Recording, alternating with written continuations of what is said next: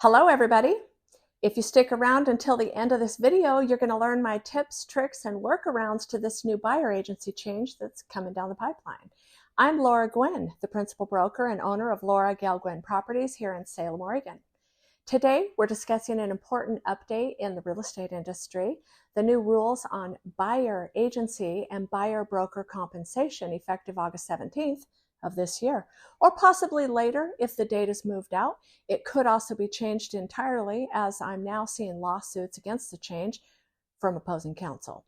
I'm still explaining it to you so that you can be prepared, and I'm sharing my techniques and tips. This video and all my videos, remember, they're not to be construed as legal advice. Traditionally, the buyer side compensation amount has always been visible in the listing. This visibility allowed buyers and their realtors to see how much the seller was offering towards the buyer's agent commission. When a buyer hires a realtor, they typically sign a buyer broker agreement or a buyer fee agreement, similar to what sellers do when hiring a listing agent. However, not all realtors use those formal agreements. Some simply open doors for buyers without clear knowledge of their compensation, but now that's changing. As of the date of this video, from August 17th, 2024 on, all buyer agents are required to use the forms designed for buyer agency.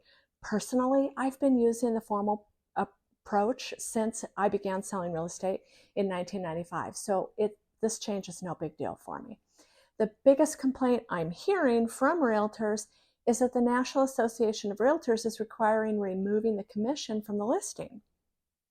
This means that the buyer and the realtor won't know how much the seller plans to contribute towards the buyer agent fee. Years ago, MLS companies removed the seller side fee, and we got through that okay. So I'm confident that we're going to get through this change as well. So what's the workaround? It's simple. When writing an offer on a home, include a seller compensation form listing the buyer side commission. This is my approach. It ensures transparency and fairness, and it works in this situation. It would be great if listing agents could include the commission amount in the public remarks section of the listing, but it might not be there because that reduces our public keyword character count that's so important for SEO and advertising purposes. So as it is right now, many listings lack complete home details and room measurements, just so you know. So I also don't think folks will think about putting this additional information in the public or private remarks section. Regardless of the situation, I always have a solution. It simply comes with experience. Another important part of this regulatory change is that realtors can no longer show homes without a signed agreement for compensation. It ensures that all parties understand the terms of the engagement. Again, I've been doing this since 1995. It really is no big deal. People just need to learn it, know it, and use it. Now, for buyers and sellers planning to buy, here's an important tip. This is not to be construed as legal advice. It's just how I do it. Interview realtors to find the best one, and be 100% confident that they have the systems and processes plus a formal buyer marketing plan finding homes that meet your criteria. Signing a legally binding contract commits you to that realtor, so consider a virtual appointment where they can screen share and show proof of everything that they say.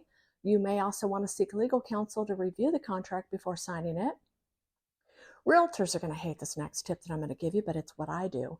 Consider using the right to terminate box if the realtor doesn't perform in accordance with the marketing plan, because finding homes in MLS as well as off-market homes is what you're hiring them to do.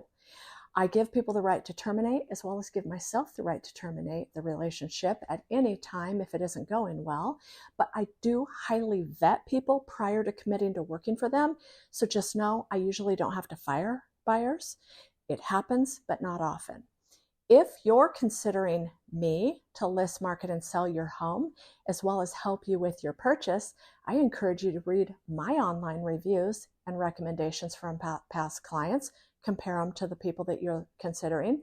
Although many people are busy, they've gone online and left experience working with me to purchase a home. They're in the Google and Zillow public remarks section for reviews. And then the next step is to order a pre-listing package, whether you're a buyer or a seller. And then the step after that would be If you want to move forward, book a virtual appointment to interview me formally online. I hope this clarifies the new rules on buyer agency and buyer broker compensation. If you have questions or need further details, feel free to reach out to your local realtor.